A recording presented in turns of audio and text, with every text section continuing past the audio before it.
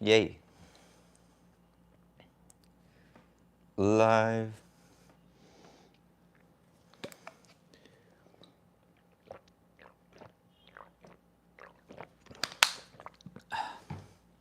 Okay.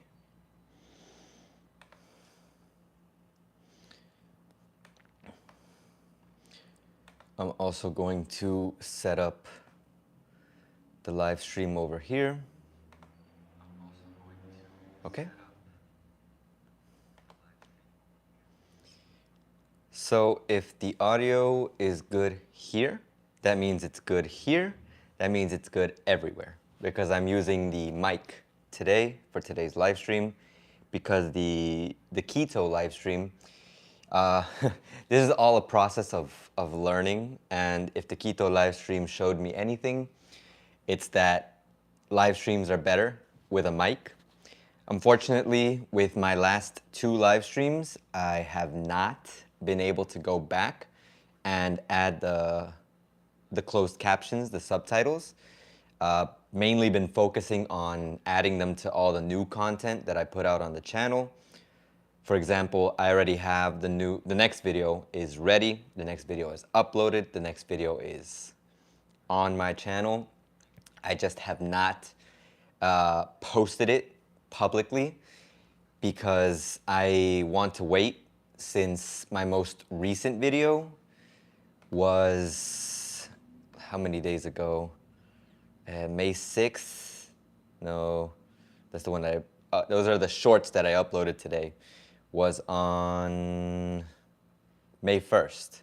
So it's only been 5 days since my last video. So I don't see it as ideal, let's say, to upload the next video yet. I mean, I could upload it now and you could say that there might not be much of a difference, but I want to wait. So I'd like to say hello to everyone who's here and everyone who joins. Most of the time when I see a live stream, you join at the point where where you joined. Obviously, you don't start from the beginning. So for everyone who's here, hello. For everyone who joins, we will greet them as they say hi. I would love it if you guys said hi in the chat. I always like seeing who's here, having a chance to talk to everyone, involving everyone in the conversation. If you, of course, have any questions for me, I am here to answer them today.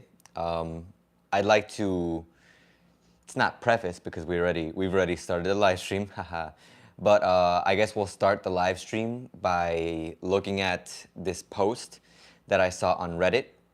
If anyone saw my last video, which was the video of, let me see, I've titled it Top Must-Have Travel Items. I am planning on maybe changing that name if necessary. But for now, that's the title. Hello, Repent and Believe. Good afternoon. I hope you're doing well. I'm not sure if where you're at, it's the afternoon, but if it's not, then good morning, good afternoon, or good evening, or buenas. We also like to say hi with the Spanish version, buenas. Remember that buenas is just a shortened version of buenas tardes, buenos días, or buenas noches, which are just good evening, good afternoon, good night. Well, good evening, good afternoon, good morning. So, you know. But let's start with this post. Like I shared with everyone in my video, my travel recommendations video, the travel items. At the end of the video, this is why it's important to watch till the end. I mentioned 2 places where you can get a lot of information about Ecuador. The 2 places were the Facebook group, Ecuador Travel Info, if I remember correctly, and the second was the subreddit Ecuador. And I found this post this morning and I was like, we gotta talk about it. We gotta talk about a lot of things. Jaden, WSOP, hey Ace, really enjoying your content. No many Ecuador YouTubers out there. Que tengas mucho éxito. Muchísimas gracias por tus buenos deseos. Thank you very much for your good wishes. putting in the work. I'm glad you enjoy the content. I hope, and this is something that I always have to say, but I hope it doesn't come off as too dark or negative. That's never my intention. I just want to be real, because if we're not real, then what are we? We're fake. Real here. Repent and believe. I was actually doing research on being black in Ecuador, thinking of being an expat in Cotocachi or somewhere remote. I can't find anything. I guess that is a good thing. What's your thoughts? You know, I really wanted to make a video about that, but I never make a video that I don't have sufficient research or haven't talked to sufficient people about. Because I've seen a video like that on a channel, but it's not for Ecuador. It was like a Japan video, like being black in Japan. But I haven't done a video about being black in Ecuador. If you want to see a video of someone who was here, the Yar Bros, I'm going to write the name of their channel in the chat. You can tell them I sent you. They probably don't know me or don't remember me. I just commented on one of their videos, but Don Shader had the chance to interview them. The Yar Bros, they're black and they were here in Ecuador. And they made videos. They actually made one video talking about the crime. So that's why I commented on that video and gave my thoughts. But yeah, I wanted to make a video, but to make a video like that, I would like to interview someone who's had the experience of being black in Ecuador and how it's affected their life in positive or negative ways. And if I had to give an opinion, because sure, I can give you an opinion, there are certain things which I think with my Swiss friends we had mentioned in our culture shocks video. I think we mainly mentioned the fact that people here are homophobic. You can find people like that everywhere, but same thing with racism. There's a lot of people who do inherently have that kind of problem with race. I kind of want to believe that people aren't racist here, because I've had this thought, like I said, this is my opinion, this is what I've seen, where people, you know, they'll make comments and whenever something is bad, they'll say it's black. I'm like, but that makes no sense. But when you look at the way that society generally sees things, if it's bad, it's black, if it's good, it's white, you know, black and white, and the neutral ground is gray. So it's like, I think that's why people say it. I don't want to think that it's because of racism. But people do have this kind of perception. I actually heard from someone in Quito, oh, if she sees someone like that, they're going to be kind of scared. But it's, like I said, different opinions because of different things that happen, different things that you see on the news. The media tries to feed you information. I think if you go to a place that's more accepting, culturally diverse, you're going to be fine. I kind of want to believe that in a place like Cuenca, if you go and you live a decent and civil life, no one should ever bother you. Cuenca is like the expat central. That's what I have it like labeled as in my mind. But yeah, no problem. Either way, I will try to get someone, maybe interview someone if possible, and see what their thoughts are on the situation. I don't think it's bad, like I said. I just feel like there's things that influence my opinion, making me believe that the situation might not be the best. But I don't think it's bad. Anyways, if there are any questions, of course, please, you guys can ask. I love hearing your questions and being able to answer them. That's what these live streams are for. But first, let's talk about this post that I saw. It was just a post that I saw that I was like, wow, I can't believe something like that. It's actually like a positive post, but there was a negative assumption that made it like not work out. Okay, let me explain. So the title of the post, and remember, you can find these posts on the subreddit Ecuador, is called "To the Dude Who Tried to Give Me the $100 Back That I Dropped." So you can imagine what this is about already. So what it says is, I was in Quito around Parque La Alameda, grabbing some cash at around 7 at night to prepare for a trip to Galapagos, and put it in my pocket with my phone. It must have fallen out of my pocket when I pulled out my phone to check directions. You yelled, "Hey gringo," and ran after me. Big mistake, by the way, in my opinion. But I ran away because I was afraid. Sorry about that, dot, dot, dot, dot, dot. Get the boys around on me, and thanks for trying to be a good dude. So basically, this falls in line with the situation with crime that has been kind of rampant.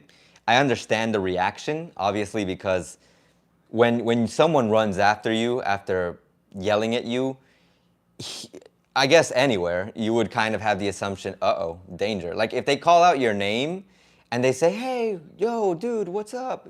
Wait for me. I want to talk to you." I don't know, maybe if they give you more context before running after you, then yeah, if it's a familiar face, same thing. You might be okay with it. But if a random person who you don't know yells out to you, not your name, just random, "Hey gringo," because I did see some of that in the Centro Histórico when I was in Quito, where people, not even to gringos, not even to expats, but they would just like, because I was with my cousin and she's a girl, and they would just like say, "Oh, hey, beautiful," or "Hey," stuff. So like people just like call out to you randomly. The whole catcalling situation that my friends from Switzerland talked about. But it's like if someone just randomly calls out to you, it can be scary. So, you know, it happens. Mark, how's it going, man? Good afternoon. I hope you're here in Ecuador now. If you're not, hope your trip goes well. But yeah, like I said with the story, this whole situation where, you know, you could get scared that someone just comes out of nowhere and scares the life out of you. Like, who was gonna expect that he had dropped his money, or they had dropped their money, and someone was calling out to them? So it's for that. So, you know, you get scared and you run. Something that happened, it was something that I saw. Some people made some comments, and nothing bad. One person said something like, it was a Spanish phrase. It was something similar to better to be alive better to run and live than to stay and die, something like that. And I agree, obviously, no one's out here trying to die, I think. WA, hey, I am traveling to Ecuador in like 7 weeks. Good for you. I hope you have an excellent trip. And honestly, I don't know how to navigate from Quito, Andes, Guayaquil. Why is there not more info about this online? Mainly, I would say, if I had to give an opinion, because the way that you navigate from one city to the other is constantly changing, in the sense that, like right now, this is just me talking about from Quito to different cities such as Cuenca, because of the landfalls, the heavy rain that's been happening, because of the rainy season and the effect of El Nino. It's been complicated to get from one city to another. So suppose I were to make a video today telling you the best form of travel, because it's the cheapest, is going from bus from Quito to Cuenca, for example, or from Guayaquil to Quito. And I tell you this trip will take you 6 hours. But you come here and you go on the bus, and the bus takes you 10 hours because of the landslides, and they have to take detours in order to make it to the city. And then you're like, "Oh no, Ace lied to me. He said it was a quick trip." I don't know who considers 8 to 10 hours a quick trip, but anyways, no, Ace said 10. Ace said 8 hours, not 10. And he said it was going to be a good trip, and your trip was all like rocky and stuff like that. So it was like, not cool. It was it's hard. Like, it's hard to make a video like that and to be 100% accurate all the time. I'm not saying it can't be made, but I think people don't talk about it as much because they don't want to give information that could change. Like if you look back, let's just say around 10 years plus, the streets, the highways from one city to another, terrible. Like it was rocky roads, the trips would take longer because the roads weren't good. After Correa, the president who was here back in the time, back in the days. Sounds like a long time ago. He made the highways good. Everything became faster. Travel from one city to another became faster. So everything changed. And in my opinion, and this is something I'm going to talk about in my Reflections of Quito video, I'm going to talk about what I learned from Quito. And basically, I don't think bus is the best travel. I don't think car is the best travel. Personally, after riding a plane, I don't even know if I want to travel to another city in anything but a plane. It's more expensive, for sure, but if you plan your trip ahead of time, it's cheaper than if you plan it from one day to the next. It's not cheap. And it's so much more comfortable, so much safer. I mean, you never know what could happen on a plane, but in the sense that, plane failures, but it definitely felt much, much better. Like, I find it hard after the trip that I had to Quito to recommend traveling on a plane, just because it's crazy. Okay, so anyways, going back to some of the other comments, I don't know if that's the complete answer to your question, WA. It's kind of complicated to answer it, just because I think if anyone wanted to truly answer it, the best person might be Don Shader or someone with a car who would take the time to document their whole trip from like a vehicle from one city to the other to show you what it's like. Because I can paint it to you as something easy on a bus, because you just go to sleep on the bus, wake up 8 hours later if you can sleep through that, and you're there. But, I think it's better if you see for yourself what the conditions are. So going on to the next comment, Mark, yep, got here last night. Hope you saw my email. I saw the last email that I replied to was with the chocolates, which I really appreciate.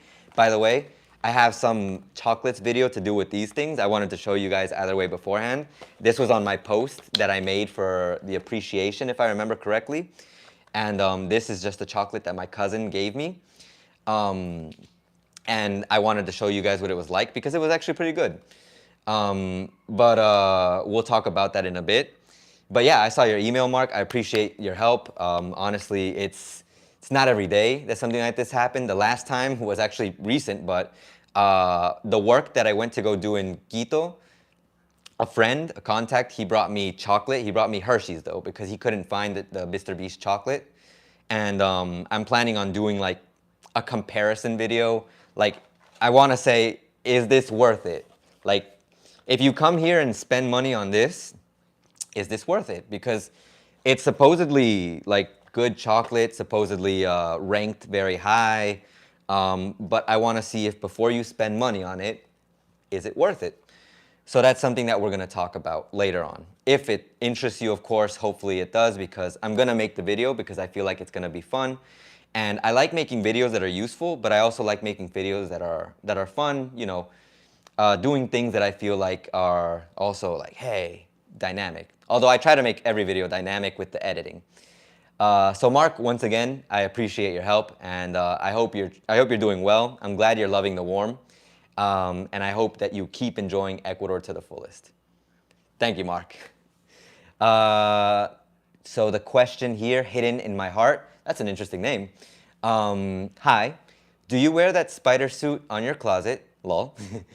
Yes, I can answer that. Yes, I do. I've actually worn it. If you go back on my channel, I have previous live streams where I did a Halloween event, and I gave away candy on Halloween to kids at the park. This year that passed, last year, I did competitions. I made the kids like speak English. I made the kids like catch a football. We did games, played games. And I gave away candy because that's something that I do to give back to the community. It's not the greatest thing. I wish I could donate more, but I don't think I'm at the position yet because once again, I go back to this thought always. In order to help others, you need to be in a good position yourself. And right now, I don't think I'm at the spot where I can adequately help others. So, but yeah, I do wear the costume. I plan on wearing it to the movie theater for when the next Spider-Man movie comes out.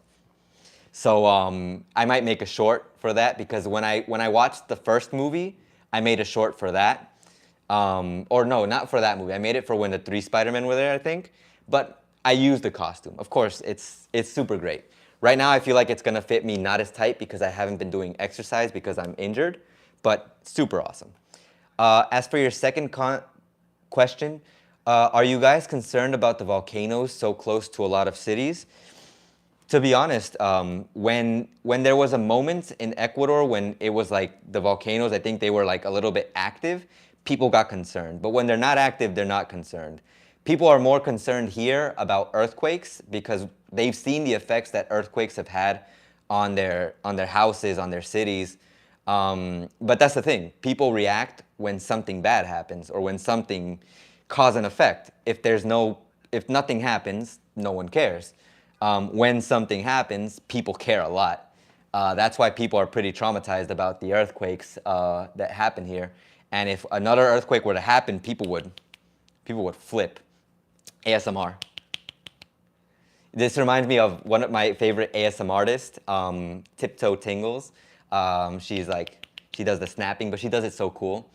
But anyways, the point being that I don't think people are concerned about the volcanoes. They don't seem to be concerned until something looks like it's going to happen. I would say they should be concerned because of the way that the global climate is changing, how everything has gotten worse because we've passed a certain threshold again, if I remember correctly, and it's dangerous now. It's something that we've talked about with friends.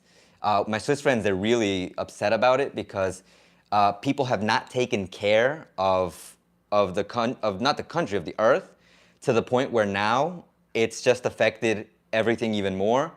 And if global conditions were bad, like things were getting hotter, more rain and stuff like that, right now we're like at the level where it's just gonna keep getting worse. And we're leaving a planet in a poor state for future generations. I always like to think about why this happens, and I feel like it's always just not my problem. We'll let the next generation handle it, but that's not fair. But yeah, I don't know if that's actually the situation. This is just me speculating, so take it with a grain of salt. BPE, hi. GMAs, hello BPE. Excited to hear your trip. Just got in from moving baby chicks from a small coop to main coop. Hard to explain. Big job. Lost 3. What? Out loose. 22 moved. Okay, cool.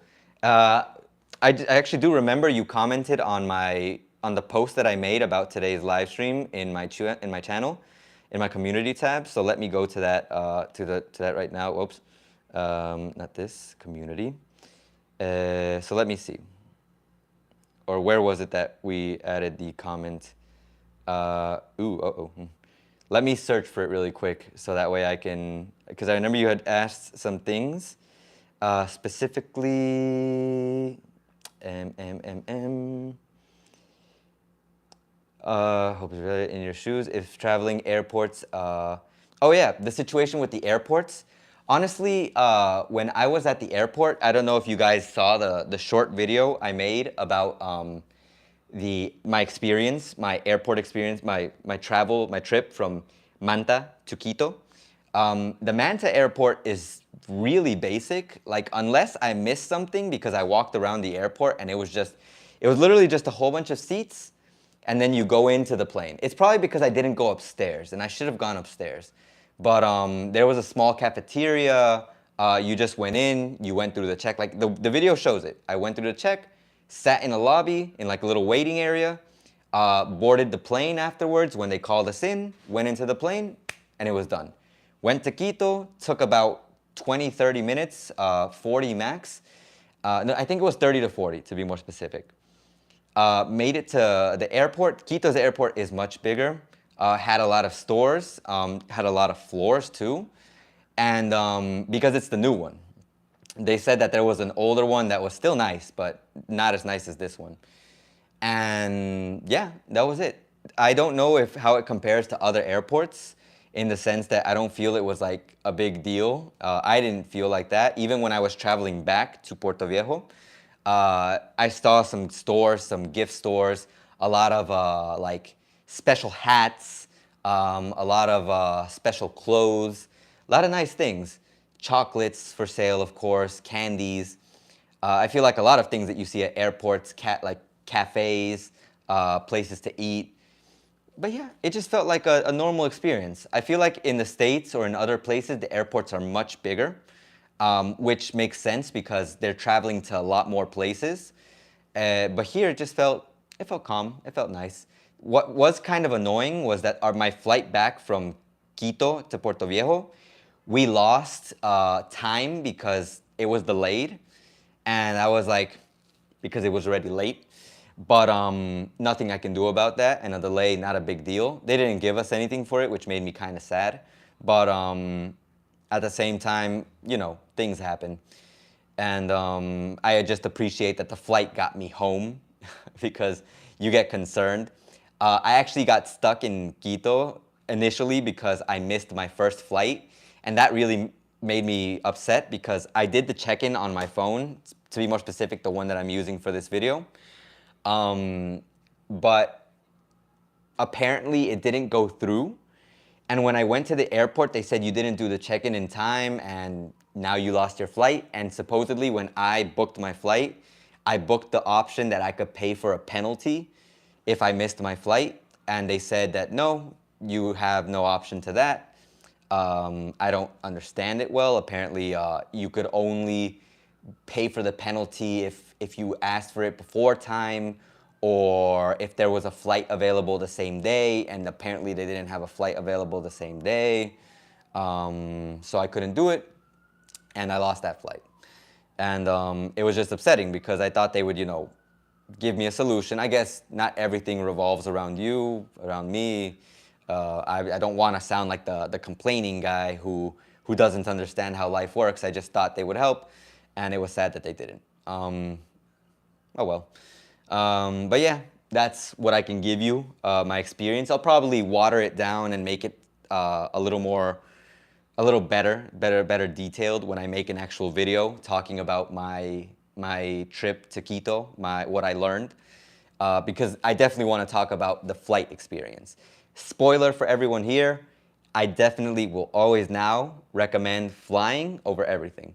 It gets you there faster, safer, you're more comfortable, even if the plane has you sandwiched, because like my flight was small, like I was squished in, but I would rather that, a 30-minute flight like that, than an 8-hour flight in any luxury bus, which they don't give you here, so, you know. Continuing on to the comments, let's see. Repent and believe, hidden in my heart, lol, I would wear it looking like Jack Black. I'm guessing you're referring to the Spider-Man suit. Yeah, I will wear it, like I said, to watch the movie, because I plan on watching it. I'm hoping to go watch it in the movie theater. Hopefully it's in English, please. Because I like going like that because it's just fun. It's fun. It's like showing your love for the things you love, excuse the redundancy, is not a bad thing if you do it the right way. Let's see here, BP. Sure, join airline clubs, miles, reduce fares. Yeah, I've seen that. The person who came here, my friend who came from the States, who asked me for the job, he actually had that. And my cousin also told me that she saves money on her trips by doing a lot of things, the credit cards and stuff like that. And I was like, I'm always trying to avoid credit card fees, so that's why I don't have a credit card. But that sounded pretty tempting, to be able to travel easier, to be able to get stuff, because she also got like a toaster and an air fryer and some things. And I was like, I'll have to take into consideration how much I want to save versus how much I stand to gain by having a credit card or having like these airline clubs. Let's see here. Mark, love your videos, Ace. Once again, thanks, Mark. BP, chocolate is the best. Worth moving to Ecuador. Haha. That's actually one of the points of my video. Like, in general, is Ecuadorian chocolate worth coming to just to buy this? Like, maybe just to buy this, no. But is it worth taking it? Like, this costs like $20.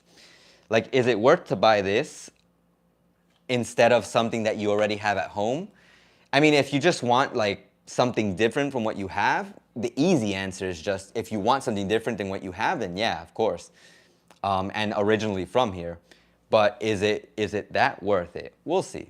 I hope I get a positive answer because this was good, but I haven't tasted this yet because I'm saving my reactions for the video. But I hope because it'll be like an extra to bring home for friends and family or for yourself. So yeah. Let me see, Hidden in My Heart, awesome. Yes. South American, Ula from Los Angeles. Hello from Ecuador, Puerto Viejo, Ecuador. I love your channel and content. Thank you very much. I hope you keep enjoying it. Right now we are at 3K subscribers. If you have not subscribed to the channel, this is my call to action. Please consider subscribing if you want more Ecuador content made differently from other Ecuador content creators. I think Don Shader and me are the only ones who make straight up content, like trying to give you as much information without putting a paywall behind it. And we always try to be as real as possible. Big shout out to my friend Don Shader. He recently gave me this, which is an extra set of mics so that now I can do more interview videos. Because before I would have to grab this mic and like share it between two people. But because Don Shader gave me this, now I can wear one mic, the other person wears the other mic, and we can just have a normal dialogue without me going like that and like having to go back and forth or do editing to make that look good. But yeah, I really appreciate it. And I also appreciate his honesty because he's given me a lot of ideas with his videos, like of things to do. So I'm pumped. I'm stoked for some videos that I want to do. At my next podcast episode, if it's not an interview, I already have the idea to what I'm going to talk about. Mainly because it's kind of a topic that a lot of people, I feel like, a lot of people I don't think understand when we talk about Ecuador. Of course, I can't, from my position right now, like sitting here in this room without looking at my phone, without looking at my computer, I can't tell you everything that happens in every corner of Ecuador. It's like me telling a person in the States, hey, you live in Florida, because I love Florida because I used to live in Florida. Tell me about Washington. Tell me about, I don't know, tell me about Iowa. Like, how can I tell someone to tell me about like other places they're not specifically in? We all, like I listen to the news in my own way. Like I use Reddit, I use El Comercio, which is the Spanish like news source that I typically use, or El Universo. Sometimes I'll listen to my friends who live in other cities. Sometimes I'll talk to people. My dad, he's always up to date with the news because he reads more newspapers than I do. So I get my news from different sources. But when someone replies to a comment and says, that's not all of Ecuador, that's just where you live, it feels bad because I'm telling you from my perspective as someone who lives here and talks to everyone. When I make my comments, I don't just make them thinking about my city. I make them thinking about where everyone else who has talked to me from different parts of the countries are from. One of my best friends from the football team, he's from Quito. I have family in Quito, in Guayaquil, in Machala. I have friends who live all around the country because they study, because they work, because they've gone to live in other parts of the country. One of my friends, she's from Loja. I lost contact with her because she's in the Galapagos now, but she got work and I'm really happy for her, but she's also not messaged me back since like almost a year. So I'm sad about that, but I just hope she's doing well. And just like that, like I have contacts everywhere. So it's saddening to hear someone brush off my comment like I'm trying to like make Ecuador look bad. It's not me trying to make Ecuador look bad, or it's not me trying to give partial information.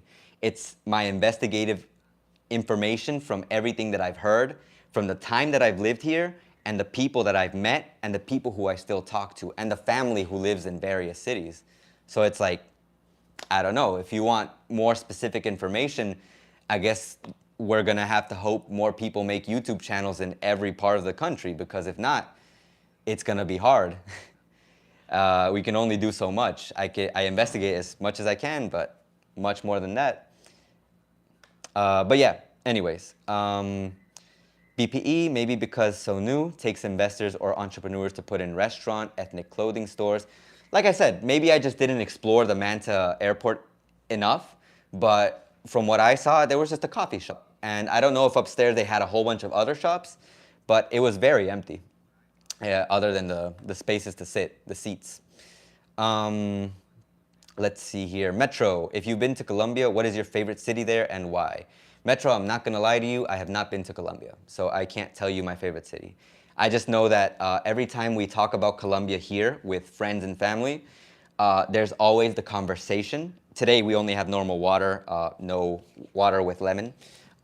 We always have the conversation about how, since the dollar is still currently more powerful than the Colombian peso, people prefer to buy things in Colombia and then bring them back to Ecuador because you get a better value, you get a better deal. Like my aunt and uncle, they bought 2 TVs from Colombia and just brought them back to Ecuador because it was more convenient. Because here, TVs are more expensive. You get, like, I guess, comparing, you can get, in the States, a $600 TV. Let's assume $600. Here, it costs around $1,000. And in Colombia, it goes back down because of the price conversion, maybe around 700, 800. It could even be the original 600 because of the price of the conversion rate. But so it's more convenient for people to pay for the drive to Colombia and back and buy themselves something nice or buy a lot of things and bring it back.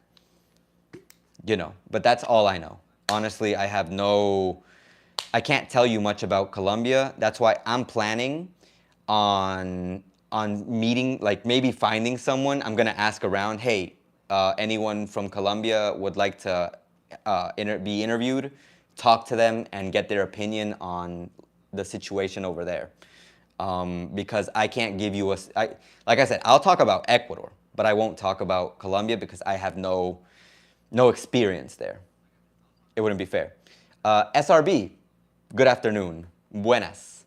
Hi Ace, what's your advice to tourists hiring rental cars and driving around Ecuador instead of getting public transport, hiring a driver? I recommend it more than the public transportation. I think in my video in my current video, I keep forgetting the name, the travel item recommendations, one of the people, because that video is very similar to my 22 tips video, and someone recommended hiring a private driver or a shared minibus. It's just much safer to go in a vehicle where the person who's driving you listens to you, because you can go in a bus, of course, and they'll listen to you in the sense that, hey, you exist, they have to listen to you. But a private driver, you can tell them, oh, hey, today I want to go to a place that's very touristic, or hey, today I want to go to a place with beaches, the best beach, if you've hired them for all over the country. Or hey, today I want you to take me to the best food place. It's so much better because they even speak English sometimes. So you get, even if you pay more, you can get more out of your trip by going with a transportation with the freedom to go wherever you want. If you go with a tour group, you're limited to being with the tour group and going around the area that the tour group takes you, which isn't a bad thing because they know how to optimize time and show you some of the best things. But if you want to have the freedom of being able to say, hey, take me here, take me there, keep me safe, a tour guide, a personal driver would be much better. If you want to drive around the country, I don't recommend it, only because you might have a hard time if you get lost, if you're not sure where to go. I mean, if you have no real destination, you could do it. But assuming that you're renting a car, which of course you have to, how do you get from the city you're in to a city that's around 6 hours away and then get back to your city to give back the car? And how do you guarantee that the car will come back in the same condition? Because apparently I have heard complaints of people who they rent a car, and because the car has, I don't know, maybe one more scratch, maybe something extra happened to it, like not even your fault. Like a rock could have just come up and like scratched it. A car on the street, since they park close sometimes and they have no real concern for other people's cars, they could scratch your car. Some crazy person could like scratch it on purpose. Like, what's your concern that you're gonna, what's your guarantee that you're gonna bring the car back in perfect condition? And if something happens to the car, you have to pay for, you know, the damages. So it just feels like too much of a hassle to recommend that because of all the precautions you would have to take in order to keep the car safe. Like if you were to say, if I were to tell you that a private driver is gonna cost you $200, but you rent a car at $100. This is just estimation, not even the reality, just giving a perspective. So it's half the price to rent a car. But if the car gets damaged and you have to pay $100, and then maybe you have to pay more because other things, then the private driver at $200 versus the $200 plus whatever extra you had to pay for damages for the car that you rented, what's more convenient? The private driver, because they take you everywhere. They even tell you things that you might need to know. So, you know, this is just my suggestion, of course. If you love driving and you like adventure and danger, sure, go for it. I'm not going to tell you no. And this is not me being sarcastic, by the way. This is me being serious.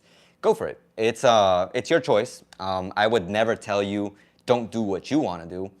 I would just always recommend to take the route that's going to keep you safe, that's going to save you money. Except for the plane travel, I think that one is more of a save time, save time and save comfort, because you get more comfort from just a 30-minute trip. But yeah, SRB, I've seen Don driving a Mount Manta and seems okay, but would you recommend driving between the big cities, or is it a bit dodgy on the roads between the big cities? Is it safer getting a private driver? Once again, going into the situation of safety, if you watched my video about what happened to Vera de Ucrania, she told the story of how she got pretty much kidnapped.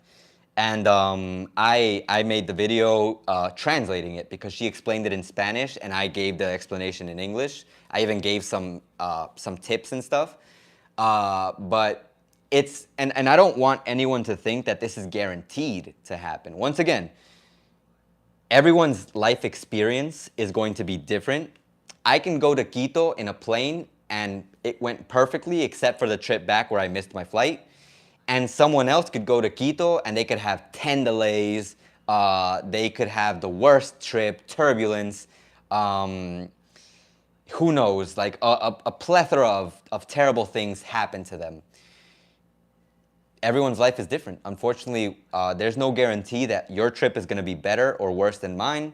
So like I said, there's no guarantee if you travel by car, you could go from one city to another and perfect. But if you can avoid it, then do it. If you want to rent a car in the city, you can do that. I'd still say it's kind of risky because how people drive. Like you said, you saw Don's videos driving around Manta, and Don says it himself. Like people drive pretty crazy. Not an understatement, not an exaggeration. People drive really weird. In Quito, another spoiler for my Quito video, when I talk about my reflection of Quito, I would say Quito is about 20 to 30% better than Puerto Viejo in the sense of driving around the streets. There's a lot more organization and people seem to be a lot more aware and conscious and a lot more respectful of the rules, which is great. But there's also the crazy people who want to, you know, cross 2 lanes in front of your car and like get in your way. Like you're driving on this lane and there's another lane here, there's another lane here, and the other car's over here. With my cousin, someone actually crossed 2 lanes in order to get into the lane over here, and we almost crashed into them. Like, there are people who are crazy in Quito. And I noticed that some roads were also in bad condition in Quito. So Quito isn't the end-all solution for a good city with good roads. And it's not like, oh, only Puerto Viejo is bad. Quito had its quirks, but Quito is more organized. It's just there's a lot more traffic. So if you drive a car, like you want to go from one side of the city to the other, it could take you an hour plus. It reminds me of the traffic in places like Florida, because my friend, he lives in Florida right now, and he was the other day complaining because it took him 2 hours for like a 20 to 40 minute drive, I think it was. And imagine 2 hours for a drive that's only supposed to be 20 to 40 minutes. How many cars have to be on the street for that to happen?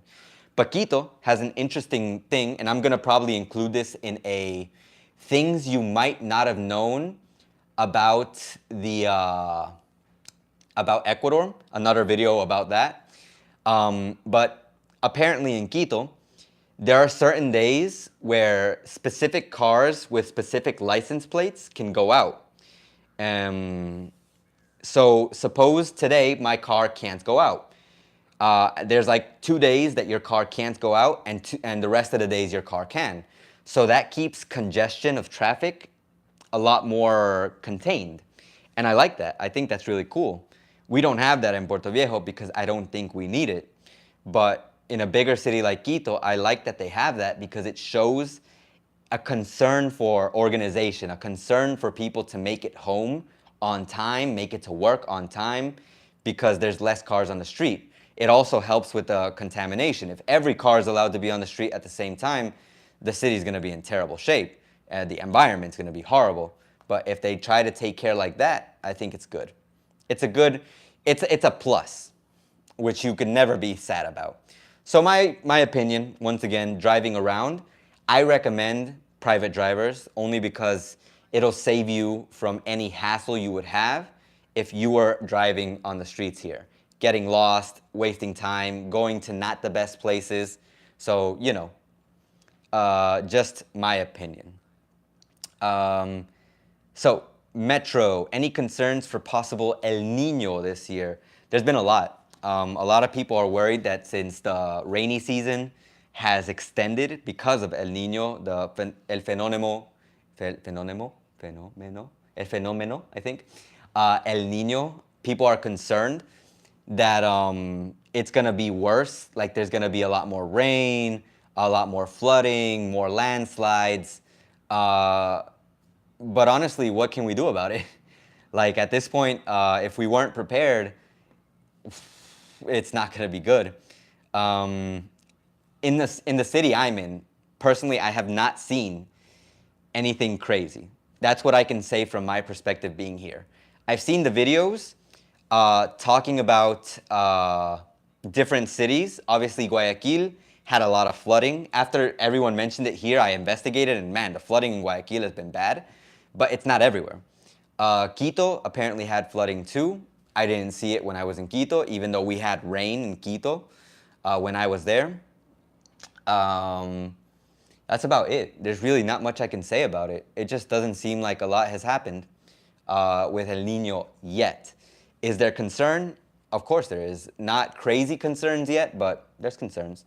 I'm just hoping it doesn't go to the level where there's like if we see it here where I'm at, then I think we have a problem. Because this is like the center of the city, and I don't feel like rain should be as bad here. It's not that I'm okay with it being heavy everywhere else. I'm just saying that it would be weird for it to get to that level here. That's when I would be very concerned. Let's see here. BP, El Nino sounds great, warm. Let me talk about the heat, actually. Let me see if I have the climate. Let's see here. It's over here, weather. Today, the climate is at 82 degrees in Puerto Viejo, so you can see it. These last few days have been unbearably hot. It's just not very hot, not just hot. It's unbearably hot. For people here who are already hot most of the time, it's just been terrible. I actually saw a funny image. Let me see if I saved it over here. Yeah, it's a meme. I might post this later. For those of you who are fans of Mario, I'm a fan of Mario too. I actually have Mario Odyssey, and if you look in the back, there's also a Mario game somewhere over here, I think right there. And it's the Mario collection of the old games. But basically, this image says, do you remember the level in Super Mario Bros. 3 where the sun tried to kill you? And it's like, that was today. So people were so upset at how hot it was. And that's why I've said this before. People express their feelings through these memes. They make light of a situation that they find terrible. So basically, yeah, the sun has just been pounding us like horribly. It's so hot.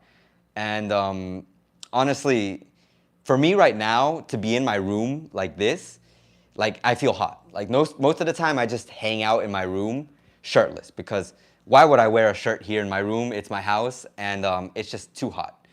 I can't. When I was in Quito, I was in the promised land. Like Quito was such, it was such a different world because it was fresh every day. Even when it wasn't cold, it was fresh. And unfortunately, I have a different perception of heat and cold because I'm someone who gets hot really fast. So for me, here when it's hot, it's extra hot. In Quito, when it was cold, it was okay for me. When it was very cold, that's when I started to feel cold and I felt like I had to wear a jacket. But it was never to the level where I was freezing. Like at night, when I took a shower, like it felt cold and I did have to wear a shirt. But over here, I can't do that. I wear a shirt even with the air conditioner on and I'm burning. I'm like, oh my God. But yeah, the climate, it's hot. It's hot right now. For people, it's very hot. For me, it's very hot. But yeah. Anyways, moving on. Let's see here. Muchas gracias, Ace. You're very welcome, SRB. In Spanish, de nada. Un gusto poder ayudarte, which is a pleasure to help you, or happy to help. Word. I love it. I don't think I do it cool, but I do it anyways. BPE, El Niño hasn't started yet. We are in neutral, except right along coast, warm water. Yeah, it's just the rainy season that has people like thinking about the possible effects of El Niño, but until it happens, people aren't really concerned. Just, internalizing the concern. People have complained about Cuenca cool. It should warm up when El Niño warm spreads. Right now, warm is near water and ocean. Well, I mean, I'm in the coast, so maybe we're feeling pre-effects. Please don't let it get hotter than this. My God.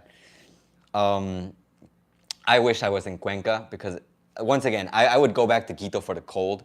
I also enjoyed spending time with my cousin.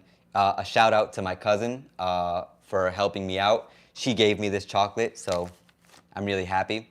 I also have a shout out for my Buy Me a Coffee members. Thank you for supporting me. If you are on this stream or if you ever see this stream, thank you for helping me out. For my members or people who have donated to the channel, you guys make this possible because I can make videos and I can spend hours, days editing them. And honestly, I just want YouTube to be the one who like pays me for it. But if you support me with this, it's just going to the next level. And I appreciate it. If you become a channel member, you can have my logo next to your name if that's something that interests you. You don't have to. Never. I don't want you to think Ace is asking me for money. No. If you ever want to donate, if you ever want to join, if you ever want to spend, it's on you. I don't ever want it to be an obligation, but I will always appreciate it. I was actually very appreciative with one of my members from Buy Me a Coffee, who's also a friend. He actually taught his son.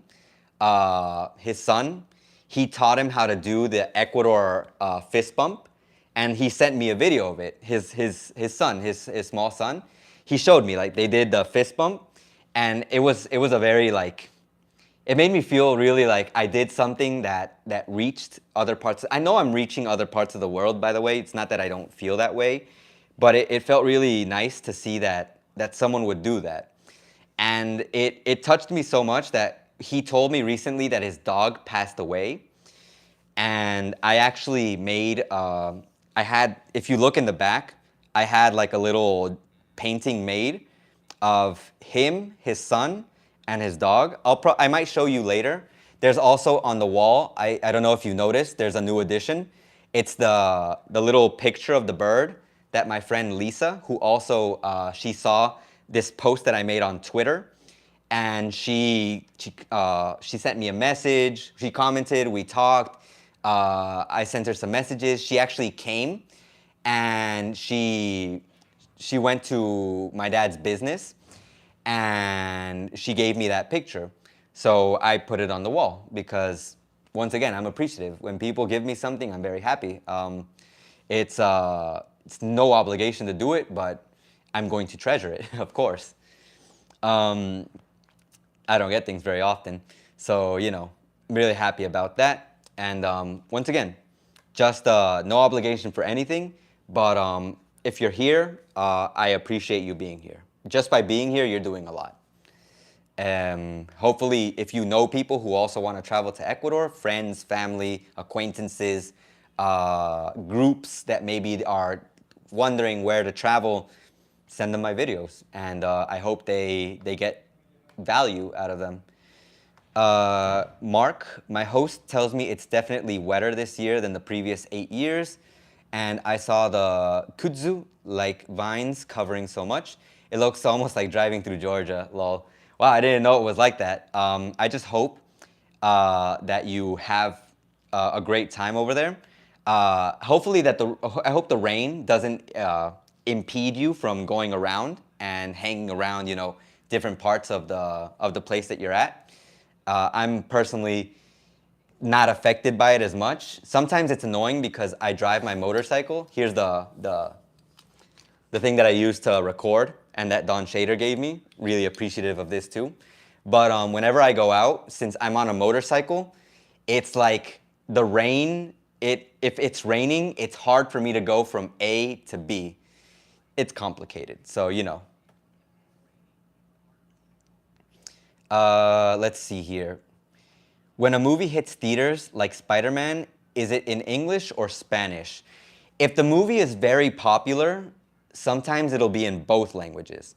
Like, it'll have the English version with Spanish subtitles because, for example, all the Marvel movies have the English version with Spanish subtitles because there are people who really enjoy the original voices of the actors, like me. And I also enjoy there's certain phrases, there's certain expressions that can't be translated, and I prefer to hear them in English. But most of the time, most movies will be in Spanish only. And the Mario movie was very surprising. I haven't watched it because there's only a Spanish option available in Puerto Viejo. But I think someone told me that in Manta, there's an English version with Spanish subtitles. So if I want to watch it in theaters, I'll go to Manta. If not, I'll wait for it to come out on DVD, Blu-ray, on DVD, Blu-ray, or maybe on a streaming service and check it out. I get really thirsty, and I drink water in the weirdest way. I waterfall my own bottles. Anyways, Mark, is it okay to ask where are you in Ecuador? Mark Manglarato took a walk over and through Montañita earlier, so nice not to be cold. Montañita is great. A lot of people enjoy it because of the party environment, but it's just a nice beach. Some people have touted it as dangerous, but once again, we go into the situation where not everywhere is dangerous all the time. So have fun. Enjoy it, Mark. And I'm glad you are. Luis, can you game online in Ecuador, as in internet speeds? I'm kind of curious about this question only because I don't know what the difference is in gaming in the States, because when I used to game in the States, I used to play Xbox Halo 3 when I was in the United States. I used to game. But for example, I play games here, like on my phone, Call of Duty Mobile, and the gaming is fine. People have competitions here, and it's fine. You might have to get the best internet plan, like good ones. They cost around $30 to $40. If you want the best ones, they cost like 50 and plus. But people can game. I don't know what the difference in speed is though. Like I would have to go back and experience firsthand current speed of internet in the States for gaming versus in Ecuador. I don't know what the difference would be right now. Before, we're talking about in the 2012s, 2013s, like in the States, it was just different because internet speeds, I don't think, are what they are today. But now it's like, it's good. If we talk about Ecuador like 10 years ago, people would be like, internet, what? Not because it didn't exist, but it was like less popular. I was literally talking about this with my Swiss friends yesterday because we talked about the past, and like when internet, like here, when I got here, people would go to cybers. A cyber is like a cyber cafe, imagine, but there's no cafe. You just go in, you pay to stay online for like an hour, you use the computer, and then you leave. That was the thing before. Like when I got here, people didn't have laptops in their houses. Like if you had a laptop, you were rich. I came here with a laptop because I got it from the States. But if not, I would have probably been in the same boat. But technology has come a long way. And I think it was around 2016, 2017, maybe a little bit before, that things really started to change here, at least where I'm at specifically. And I started to see more people with good phones, good laptops, because they had people bringing it for them.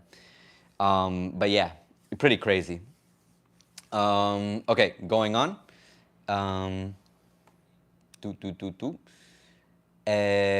Yo mama, by the way, hello, yo mama 123. For sure, but why would you stay indoors playing games, my boy? Some people like it. I'm kind of an introvert myself. It's hard to believe because I'm here, I do these live streams, I go out on the streets and do interviews, but before, the person that you know here today as Ace was the person who would always just it would be very difficult for me to talk to people. I had a hard time talking to, when I was in school, making friends. I had a group of friends, we loved anime, so they were my friends because we loved anime, but interacting with other people, I was always kind of scared. Something would happen, maybe they would hit me because I have this kind of like situation where I remember something in the past where I was at a fair in the United States and I was in line and someone skipped me in line, and because they skipped me in line, I told them, hey, you can't do that, there's a line.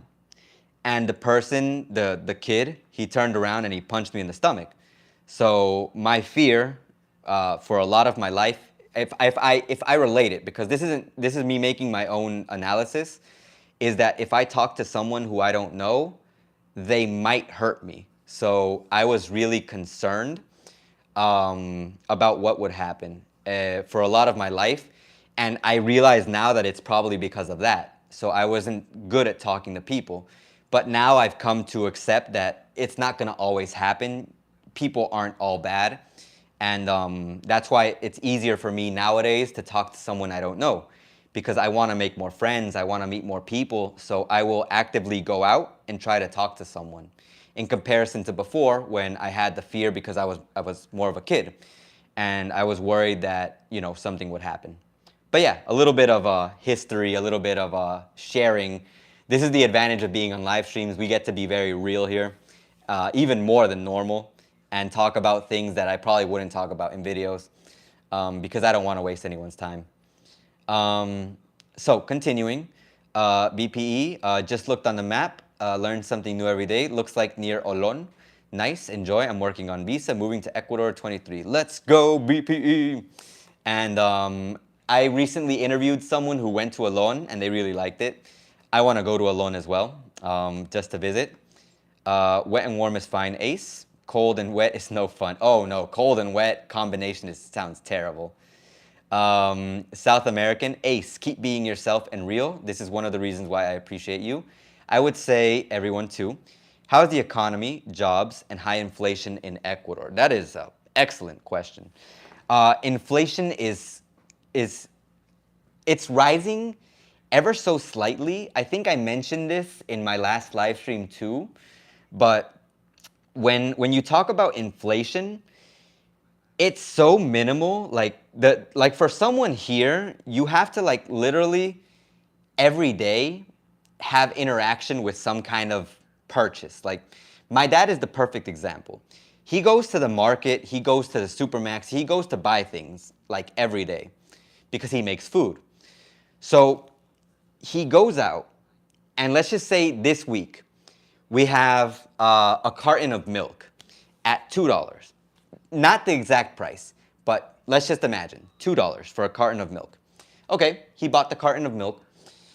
Next week, it's $2.10. Some people might say, not a big deal, 10 cents. The week after, it's $2.15. The week after, it's $2.20. So the gradual rise in price is cents. And for each singular purchase, it's not a big deal. Like if you buy it once, you're like, whatever. But once again, we go into what my dad always talks about, and I don't understand it completely. Like I can't give the best explanation for this, but he talks about the global cost. How much are you spending, not in one purchase, but in a month, in a year? 10 cents every week in 4 weeks is 40 cents.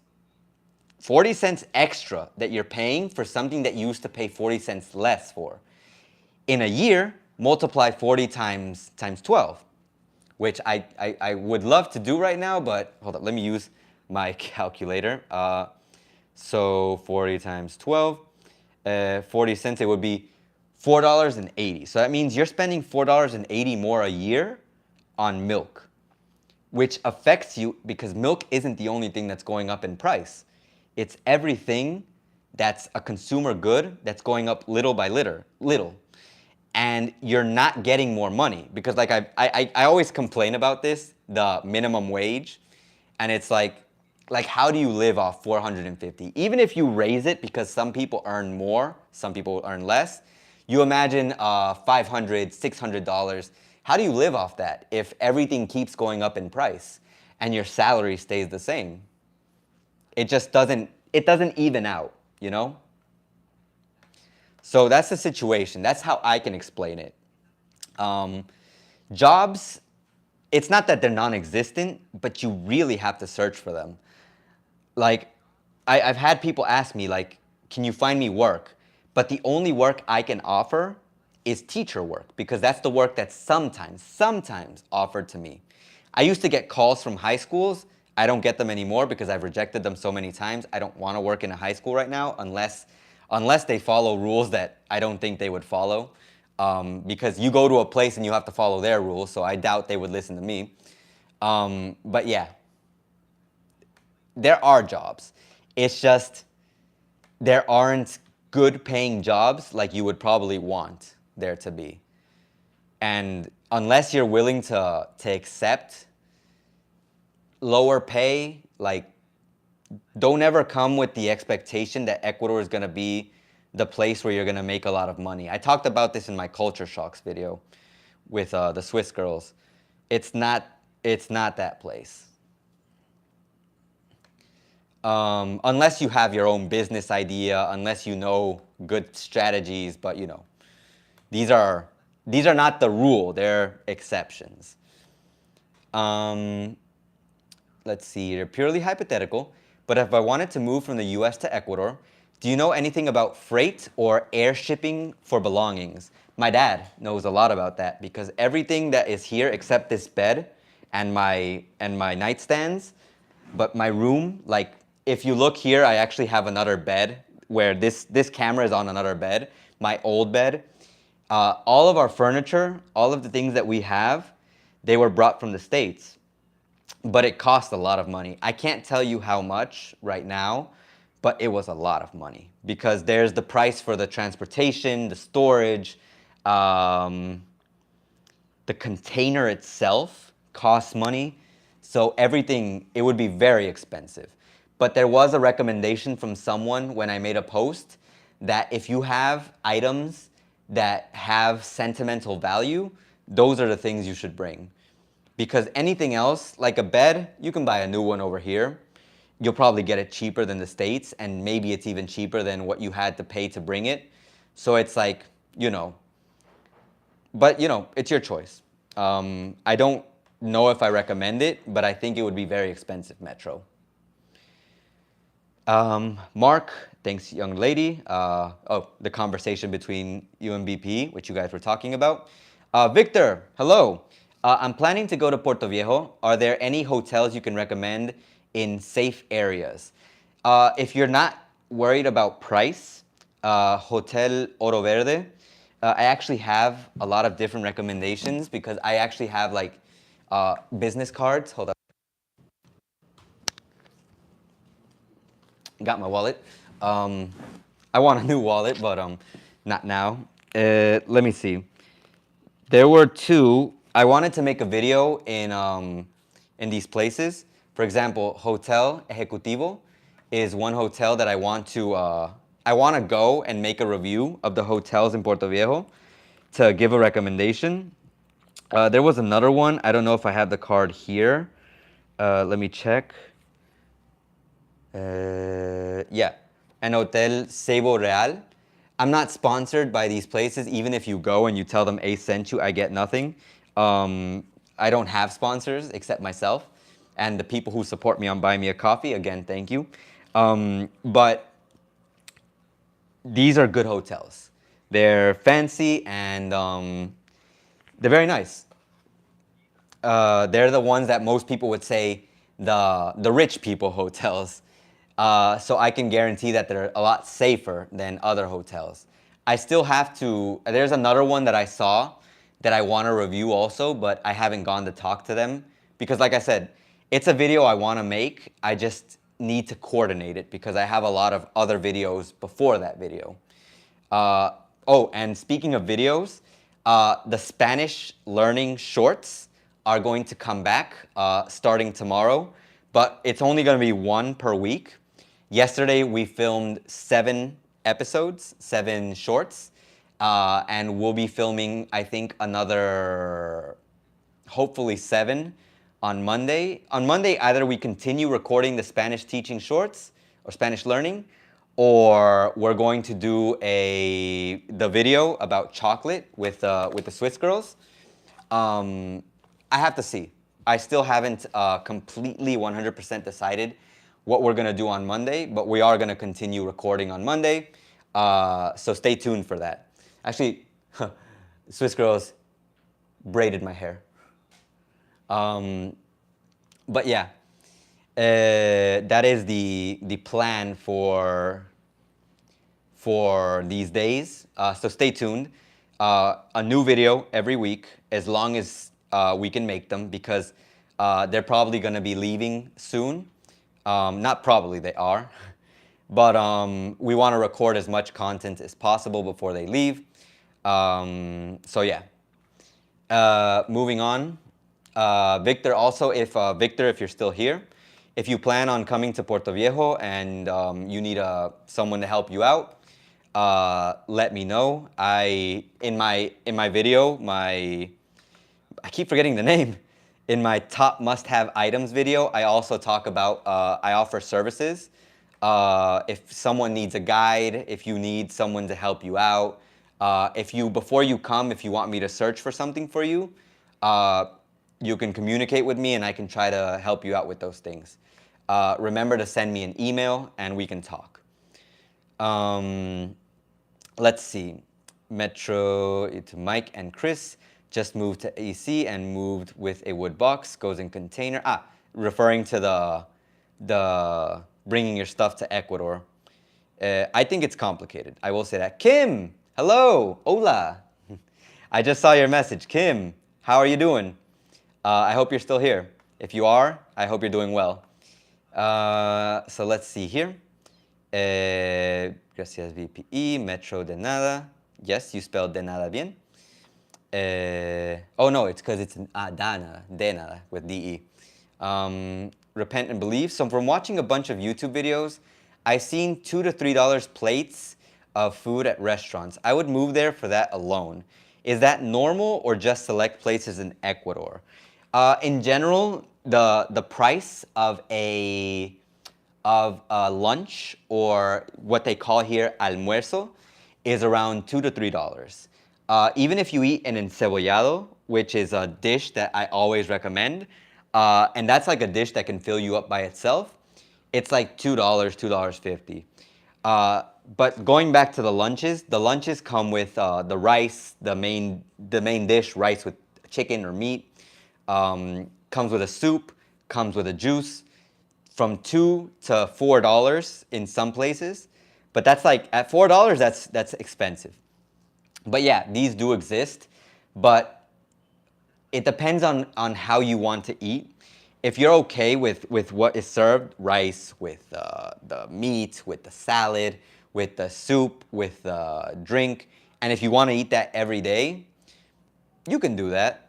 But a lot of people prefer, I think, to go out and have options of foods, because when you eat almuerzos, you're limited by what they serve you that day. And sometimes they give you different meals. Like, for example, I can go today, imagine, and I can order almuerzo. And they'll give me two options: chicken with rice or meat with rice. And I get meat with rice. And tomorrow, I order again, and tomorrow there'll be different options. Maybe chicken with rice and how do you call it? Guatita. So every day there are like different options, but imagine one day, for some reason, you get two options that you don't like. You either have to eat that or you eat something else. So it's like you're limited by what they offer you. Because if you order a specific dish, because you can order platos a la carta, dishes that they serve if you order them. And those are more expensive. So those can cost you around 5 to 6 to 7 to 8 and more, depending on what you order. So just, yeah, that's the situation with food. It is normal to see cheaply priced food, but you will also see some variation, you know? Let's see here. BPE, brainstorming a business at new airport is a possibility. You never know. It doesn't sound like a bad thing. 5 bands. Not sure what you mean, yo mama. Mark, love those shorts. Thank you, Mark. We will keep them coming. Victor, thanks. You're welcome. De nada. BPE, did you see your soup was listed near top of one of the best in the world? Yes, I made a community post about that. In Soup Atlas, encebollado was ranked number 25. If you go into the website, it's like in place number 26, and in a separate list, it's not in the top 100, in the top 50. So it was weird, but for the most part, I'm just happy it got recognition, because that means more people will want to visit Ecuador and try this dish. Food connoisseurs will be more interested in coming to Ecuador and experiencing not just the food, but maybe the culture. Are there any unique communities you were surprised to come across in Ecuador? For example, like Japanese and Lebanese people in Brazil, or the Welsh speakers in Argentina? Not really. I think the most surprising thing is that there actually is an expat community in a lot of cities. You just have to know where to find them. Like in the center part of Puerto Viejo, where I'm at, you're not going to find like a large concentration of expats. But if you go to the beaches, you tend to find a lot of expat communities, like maybe one area where there's a lot of expats. So it's pretty surprising to me. But other than that, nothing really surprises me. There's a little bit of everything. Mainly you see people from Ecuador here. It's very surprising for people here to see Koreans. You will see some Chinese people here as well. And I'm never surprised by it. But there's a little bit of everything. And even if there's a minority, it doesn't surprise me. Who wouldn't want to come to Ecuador? Unless you're worried about the danger, of course.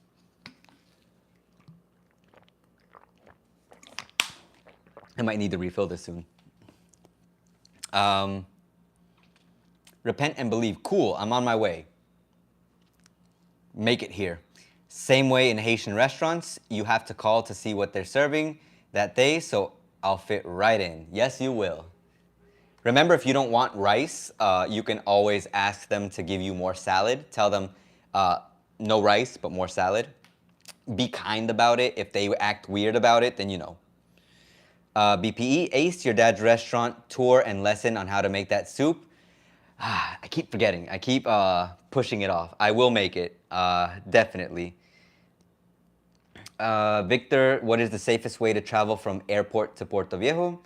I would say the safest is obviously a taxi, but a taxi will charge you around, I think, $10 to $15 from Manta to Puerto Viejo.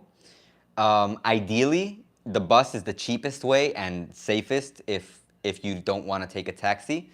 It would cost you, from a bus from Manta to Puerto Viejo is like $1.50, $2. So it's very cheap, but make sure you get the bus that does not stop. Go to the terminal and ask for the direct route to Puerto Viejo. Do not ask for a bus that stops. Typically, these are the Ejecutivo buses. Mark, hopefully I can get my gifts to you prior to your recording your chocolate video. Right. I'll leave the chocolate video for probably next week then. On Monday, I'll focus more on making the shorts, and maybe we'll do another interview with the girls maybe to talk about their final experiences. They recently went to the Galapagos, so maybe they want to talk about that. We'll organize it so that it coincides. I definitely want to have the chocolates here before I make the video. I had forgotten about that. I'm like, it's like I already had the chocolate here. I'm like, it's silly of me. South American, Ace. Are home and apartment prices low to buy right now? When is a good time to buy? I saw prices recently and feel the housing apartment market is in a bubble because prices are too high. It's kind of funny when we come to this conversation about housing and property and buying. Not funny and haha funny, but funny and ironic maybe. Sad, weird kind of funny. But everyone here, people who live here, are very upset. Like people who are like 20 to 30 years old, they don't have hope in their minds that they're ever going to be able to afford a house, a terrain, a land. You know, they've lost all hope for it because it's just too expensive. Because they always compare, they're like, my parents bought land, they have a house, but because it was cheaper. It's like in the United States, I think there's a similar conversation where people, before it was easier to buy houses, there was a better economy, I guess you could say, and people were becoming homeowners more frequently. But now it's much more complicated. So this housing apartment bubble, like the market, it's everywhere, I feel, because I've even heard that the renting prices in the States are just horrible right now. Like, if you're gonna rent in the States, you might as well just buy a house over here, save up the money and buy over here. But you know, I can't give more information about this whole situation with the housing because I'm not in real estate. And the person that you want to talk to about that is Maria Jose. She's my friend who has been in my videos before. By the way, she's going to have a baby. I'm very happy for her. Oh, and Mr. Beast recently made a video curing deafness. I can't wait to see that later. But let me see. Here.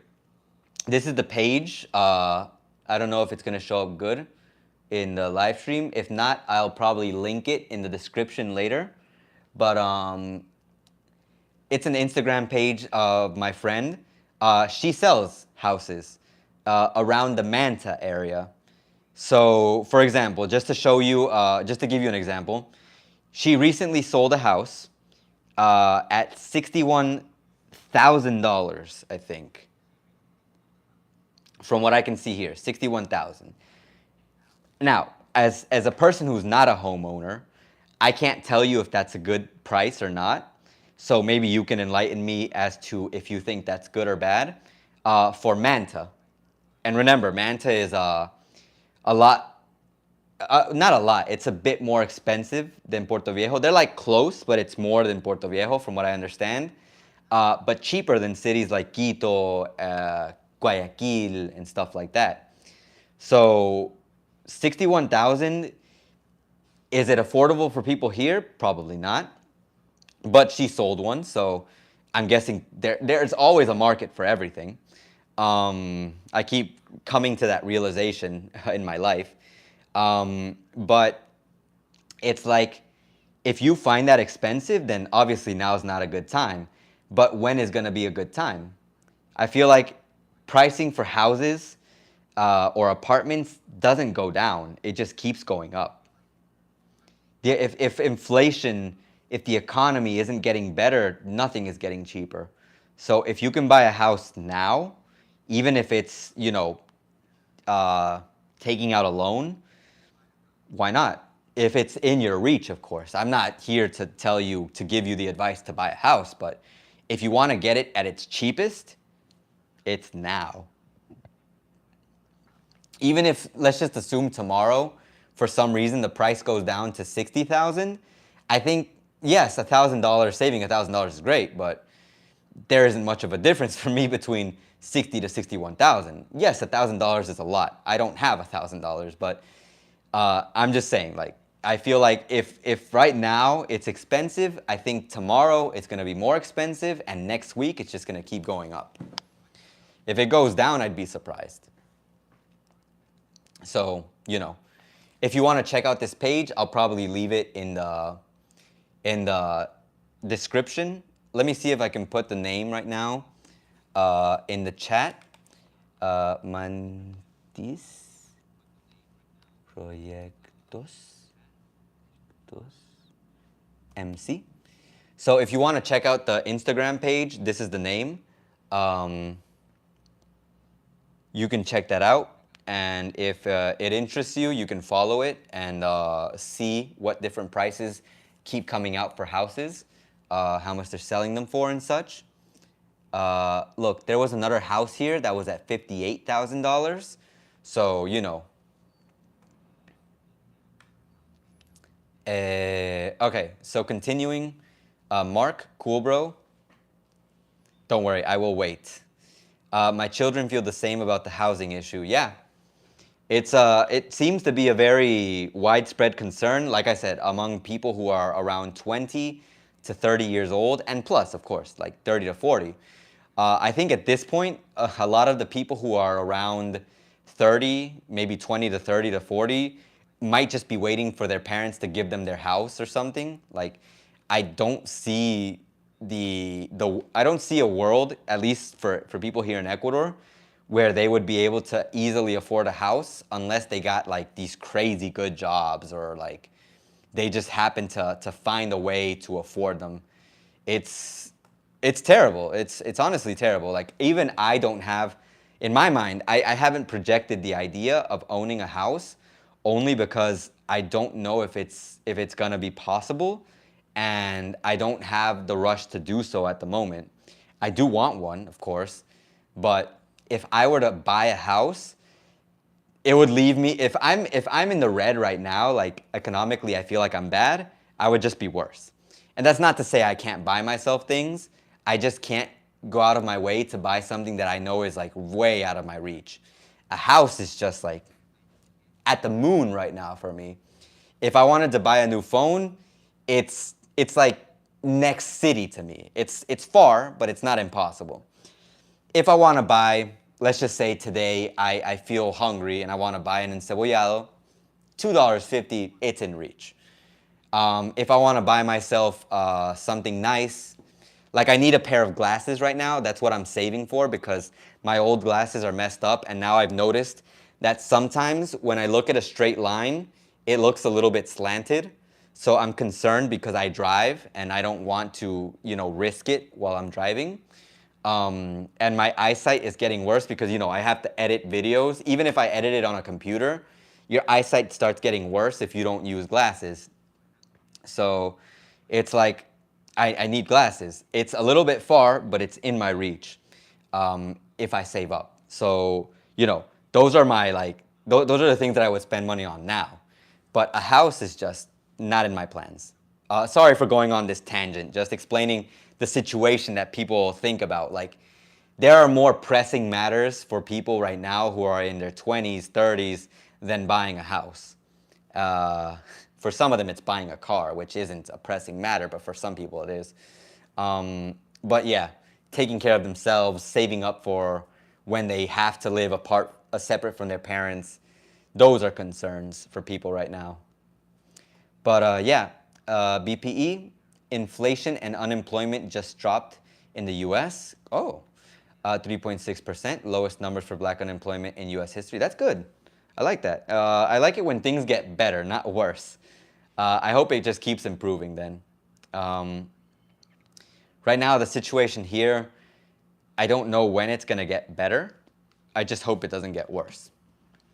But yeah, if you guys have any other questions, please go ahead and ask.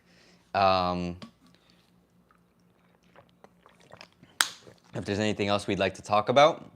My Quito trip, once again, I will be talking about that in a video, but right now, my spoilers are that there was a certain feeling that Quito was better. There were things in Quito I wish that Puerto Viejo had, and it's frustrating to feel that we're in the same country, but we don't have the same things. Does that mean Quito is better? In some ways. Is it the ideal city? It is not. Does everything that I say still apply for Quito? Yes, and more than you would believe.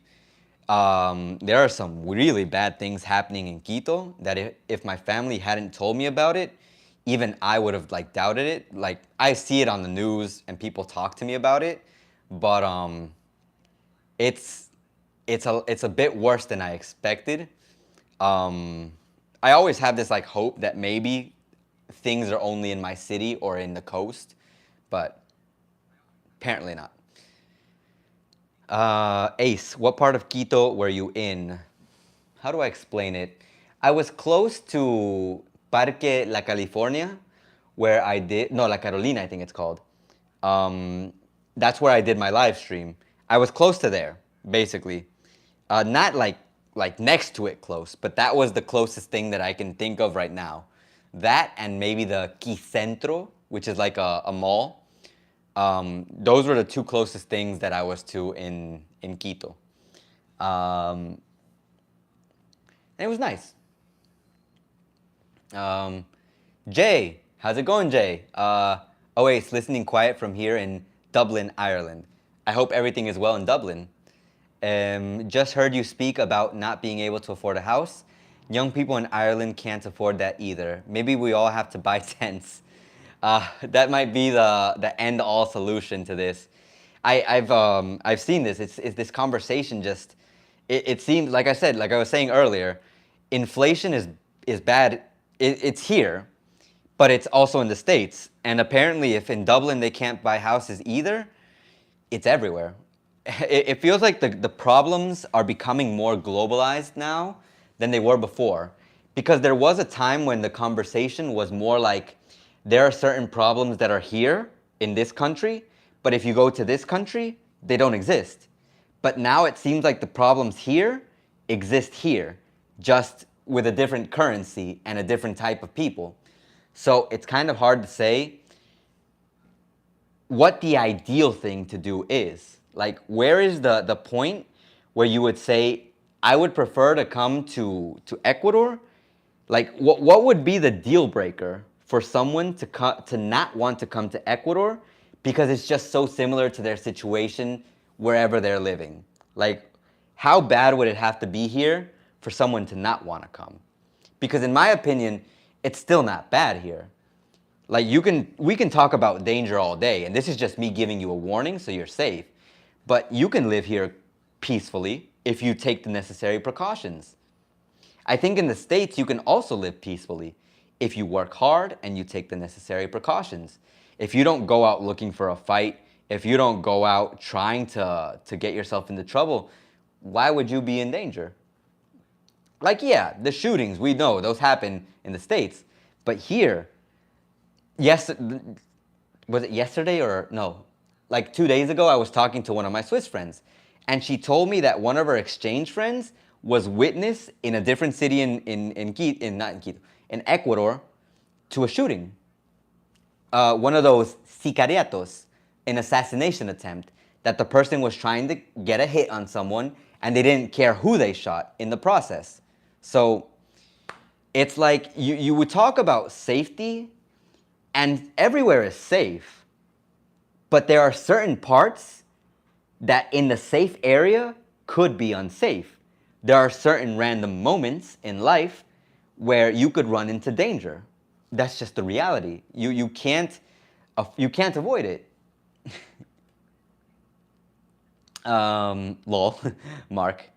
Victor, do you recommend buying a SIM card in Ecuador or buy one from the USA? Claro SIM. Do they sell Claro SIM in the USA?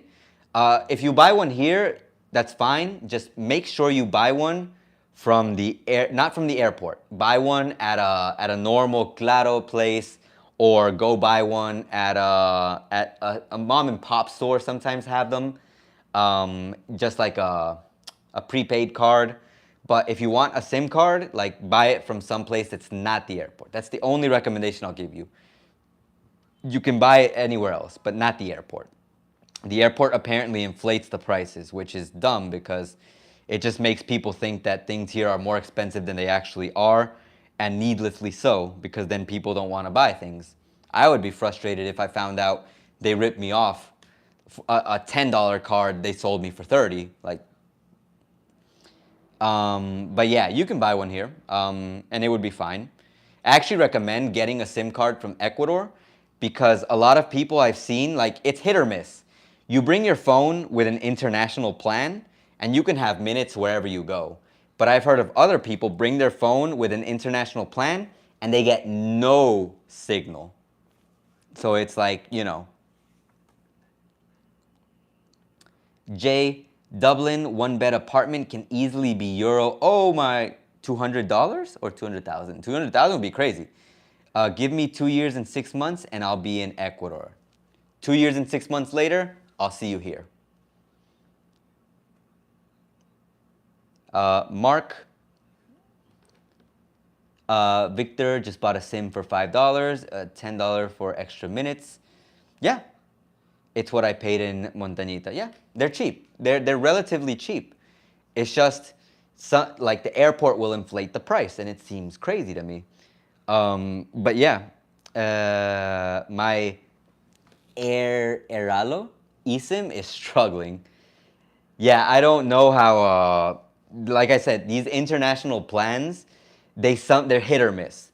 Some people give them like the most credit. If I say if for some reason I make a comment somewhere and say do not use eSIM, it doesn't work, someone's gonna jump out and say I had the best experience with my eSIM, the best internet, was able to call everyone.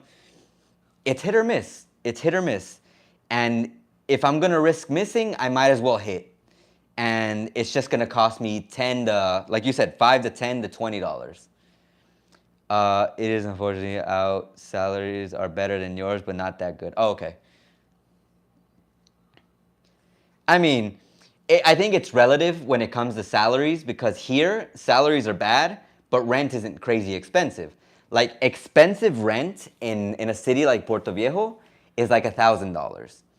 And in the States, $1,000 would get you like a one-room apartment. Over here, you'd be living the high life in a $1,000 rented place. Like, if you rent a place for $1,000, you'd be like, party. But yeah.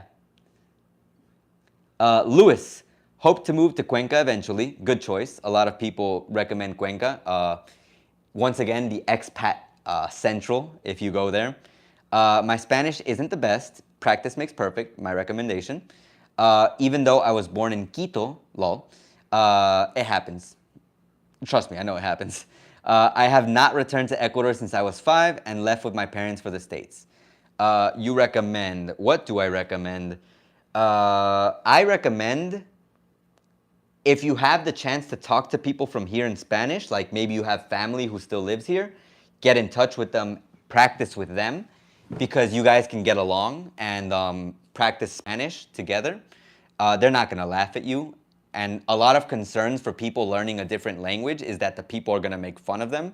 But if you practice with your family, I think they're going to enjoy it. And you get to learn more about your family. You can also download apps where you can talk to people from Ecuador. Maybe you want to meet someone. Maybe you can download an app like let's just say Tinder, and talk to someone from here and tell them, or like make your purpose to make friends and just talk to people from here. Or you can just download chat apps. There's a lot of ways to practice, but you have to want to put in the effort, because I recently had this conversation with a student. English is hard to learn, or any language is hard to learn in a different country, like that doesn't speak that language, because here the main language is Spanish. So everyone is a Spanish speaker. If they want to learn English, they go to an academy. They practice it with someone. They spend, let's just say, 2 hours a day and maximum 3 days learning English. Each day, 2 hours. Out of 24 hours, that means 2 hours are speaking English, and let's just assume they sleep 8 hours. So 10 hours, so 8 hours sleeping, gone. 2 hours English, gone. What about the other 14 hours? Spanish, Spanish, Spanish, Spanish, Spanish, Spanish, Spanish, Spanish, Spanish, Spanish, Spanish, Spanish, Spanish, and Spanish. 14 hours of Spanish. So what is the language that's going to be dominant? 2 hours of English or 14 hours of Spanish? This is why people don't learn English, because they only limit themselves to what they learn at the academy or the place where they go to learn the language. My recommendation is to make your day change your language during the process of your day. If you want to learn Spanish, 2 hours in a course, assume. 2 hours at home reading a book, watching series, reading articles in Spanish if you can. Maybe if you don't understand words, you look them up.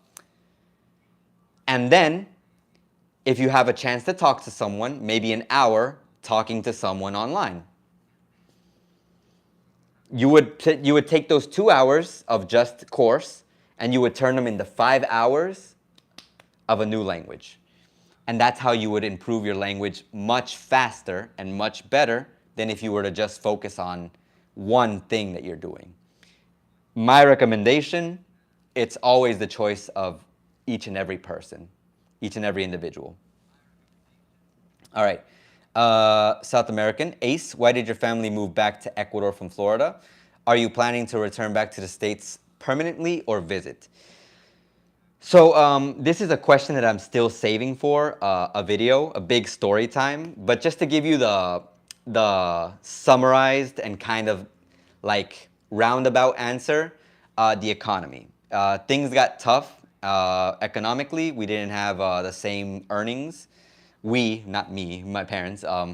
So we came to Ecuador.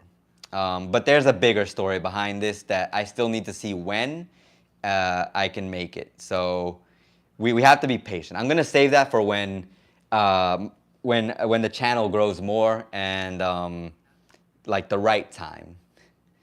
But yeah, I am planning to visit the States. I don't know when, but I do want to visit. My friends from the States have been like telling me. One of my friends in particular, he's been like, "Hey, you gotta go to the States." And he now has a son. So he's been like So he hasn't told me recently since he got his son, but it's like my two best friends who have kept in most contact with me, they both have children now. So I have been wanting to go and like, you know, tell them, oh hey, I'm happy for you guys. Glad that you have your family now and everything. I'm the only one who's been rebellious and doesn't have his family, but one day. I'm not in a rush. I'd rather take my time, find the right lady, and not jump into a relationship that's not gonna go anywhere. Trust me, the sadness that you feel, the pain that you go through in a relationship that's not good can last a very long time. In fact, the last relationship I was in was like 3 years ago now, I think. And it took me a while to get over that one. But now I'm good, and I'm in no rush to get into another relationship until the right girl comes around. But yeah, I am planning to visit the States. But even more, ironically, I want to go to Switzerland because my friends from Switzerland, they've just like, they keep telling me Switzerland is the best place in the world. So I'm like, I have to go to Switzerland. I have to go check it out, and I have to give my review. Is Switzerland the best place in the world? It's probably going to be really fun. I'm going to enjoy the cold, even though they told me it's not always cold. But it really, like, every time I see pictures of it, it looks like something out of like a TV show. Like it doesn't look real. It doesn't look real. The pictures look like a movie or something. Like I wouldn't believe it's a real place if you just like showed me a picture of it. Like I would say, oh, that's probably just a picture someone drew or someone made through AI. But yeah. I do want to go back to Florida though, without a doubt. I also want to visit my cousin in Minnesota. Um, I want to go to Canada. I really want to go to Japan. There's a lot of places I want to go to, but first things first, we have to make everything work out here, and then we can plan to go somewhere else. When everything is good here, then we can make plans to go somewhere else. So, yes. This is me just fidgeting because I'm like, I like to fidget a lot, apparently. All right. Any other questions, guys? Anything we have to talk about still? Anything you'd like to ask me about maybe my trip in Quito? Anything you'd like to ask me about channel content? Any content you would like to see on the channel? I can't make promises. I always write down everything that people ask. I even have a list of like screenshots in my phone of a lot of different questions because I plan to make another Q&A video where I just answer these questions in detail because I like that, because it feels like I'm helping more than one person when I do that, because a lot of people have the same questions. So if you have any questions, either way, you know, I'm here to answer them. If there's anything you would like to talk about, anything you would like to say, we have time. I was planning for this live stream to be about 2 hours long, so we still have another 12 minutes. Then afterwards, I'm going to go eat. This is my second meal for today because Saturdays, I normally eat one meal a day, but Saturdays I make like an exception so I can eat with my family. Sometimes it's Sundays, but now since I'm back in football training, I can't do that on Sundays, so I do it on Saturdays. So yeah, if they want to eat together, of course. So if you have any other questions, please let me know. If not, then maybe we can end today's stream early.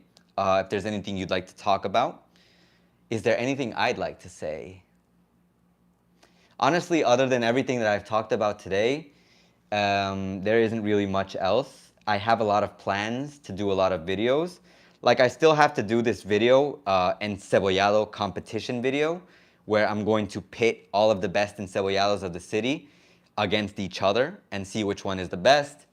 Because when you come, I'm guessing you're gonna wanna taste the best one.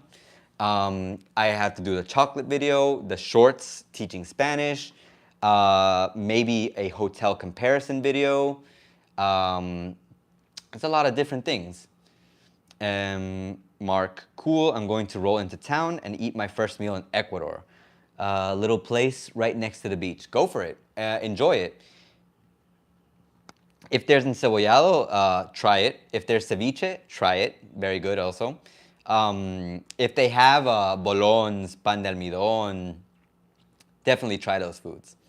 What else can we talk about now? It's still very hot. The chocolate video. Yes, BP. It's going to be a fun video. Oh, I did want to show you what this looked like. So I guess this will be my snack before I eat. Little bag of chocolate. But these are like little cacao chocolates. Pepas de cacao. Like little cacao beans, I guess you could say. How would you say pepa? Like beads? Cacao beads. They're very good. Surprisingly so. The only problem is they're high in sugar. You're gonna see this a lot in Ecuador. This is like the traffic light for food. Red means it has a lot. And green means it has very little. Yellow means medium. High in sugar, high in fat, low in salt. It's good. Don't mention it, Mark. Let me know how that meal tasted. Victor, Ace, my favorite Ecuadorian food is ceviche. Enjoy it. Ceviche is really good. I just prefer encebollado. Does your father's restaurant serve that? No, unfortunately he doesn't. My dad does make it sometimes at home. If you get him the ingredients, he would make it. So it's really good.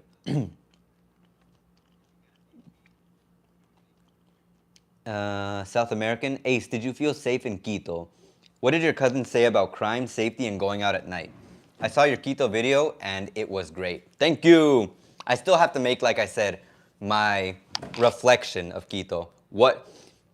Literally the title is gonna be What I Learned in Quito, or what I learned from my trip to Quito. So let me give you, I guess, some more spoiler based on your questions. Personally, I felt safe in Quito.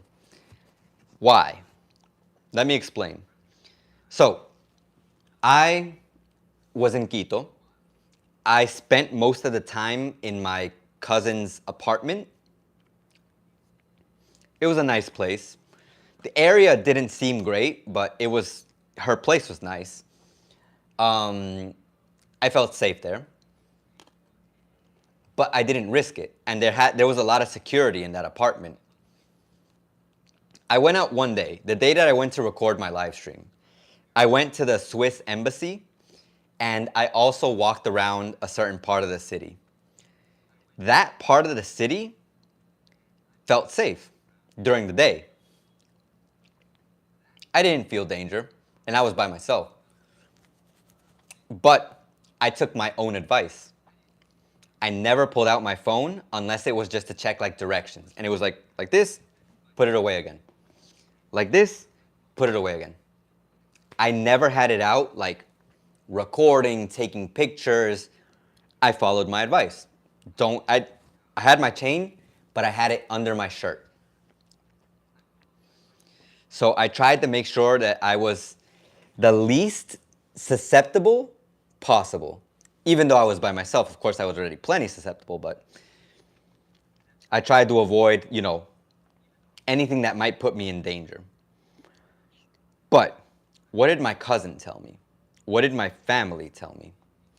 My cousin was very scared to stop at ATMs at night. She said you can't stop at an ATM that's out on the street at night. She said don't walk around at night because it's dangerous. And that's what I always recommend in my do's and don'ts video. I always say that. That's one of the things. Like at night, I think it was one of the things.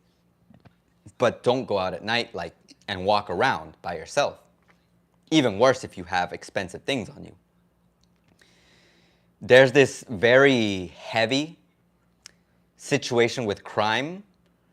Like, she said that, and this is something I talked about in the Vera from Ukraine video, about the scopolamine, la scopolamina, which is that drug that if they throw it on your face, or if you get it in your face, you're like in a trance and you do anything that the person is telling you to do. And apparently they do that in Quito. My cousin, my aunt, and my uncle, they all recommended to be careful for that. And aside from that, they talked about this situation, which it has been happening here. And if you've been up to date with Guayaquil news, it also happened in Guayaquil, about this situation about the vaccines. But it's not the vaccines for COVID or for any infection. This is the cover-up name that they give to the operation that gangs do in order to get money from businesses. Basically, a group of people, criminals, will go up to your business if you have a small store, or if you have a store or restaurant, and they'll tell you, you have a nice restaurant. If you want to keep it safe, we'll take care of it for you. You got to pay us like $500 a month, but we'll keep you safe. If you don't, you might be in trouble. Okay. So if you don't pay, you might be in trouble is not might, you will be in trouble. So so the vaccine is the undercover way, like I guess you could say the cover-up word for extortion. So basically, that's what has been happening recently, not just in Quito, and that was what my family told me. I didn't see it. But this is why I say, and this is going to be a big part of my podcast episode if I do it solo. This is why I say you can't just rely on the fact that your one day in a place is going to tell you everything you need to know about that place. I can walk around Puerto Viejo, leave everything, all of my valuables at home, walk around Puerto Viejo, and nothing might happen to me. I might have the best walk of my life. Who knows? But I could go out tomorrow, the second day, and I could get robbed. The same thing could have happened to me in Quito. My family told me, I was safe, they're happy I was safe. But so many things could have happened because they've seen them happen. And since my aunt and uncle, they have a store, they're concerned that if they start getting this whole vaccine, they're going to have to move. Because who can afford to give lazy criminals $500 when mom and pop stores barely make that much, like a month? Or I don't know how much they make, but they were like, it makes no sense in terms of how much they earn and how much they would have to pay for the person to protect them. So that is the situation that my family told me about. But like I said, I didn't experience danger because I took precautions, and I was most of the time in my cousin's apartment. But my family told me about the danger there that they constantly have to worry about every day. My cousin didn't want to be away from her car because she was afraid that once she got out of her car, something could happen, because that's the reality. A lot of people will not understand this if they don't live here. And once again, this is a big part of my conversation. You have to come experience this yourself. I can tell you everything that I've experienced. I can tell you everything my friends have experienced, my family, acquaintances, the news. And there's going to be someone who tells me, Ace, you're crazy. No, that doesn't happen. There's always that one person. Always. Always, always, always, always, always. But why would I lie about this? Why would I say that it's dangerous? Why would I not want people to come? What do I gain from that? I don't want you to come if you're worried about the danger to that level. But come and see it for yourself, because you might not experience it. Maybe the city you go to, the place you decide to live in, you decide to live in an urbanization that's closed off. You have guards, you have fancy security, so you never have any problems. You always travel in your car. You don't bring out expensive stuff to show off. You leave, you only bring out as much money as you need. You listen to the tips, so you never experience the danger. But you won't know that if you don't come here. So yeah, I'm glad you enjoyed the video, South American, and this is the information I had to give you. I hope no one feels like, oh no, Ace he just talked about bad stuff. Why, Ace? I'm just trying to help. Trying to be real. Jay, if you go to Switzerland, please also visit Italy and the Dolomites, and don't forget the Italian food. For sure. I want to eat pizza in Italy. I know there's more than just pizza, but the pasta, I want to try a lot of things in Italy. I also want to go to France, maybe just for the experience, because I talked to someone, I interviewed them, and they told me that France, like one person in my recent interview that's going to be out this week, told me France was great, because it's their country, of course.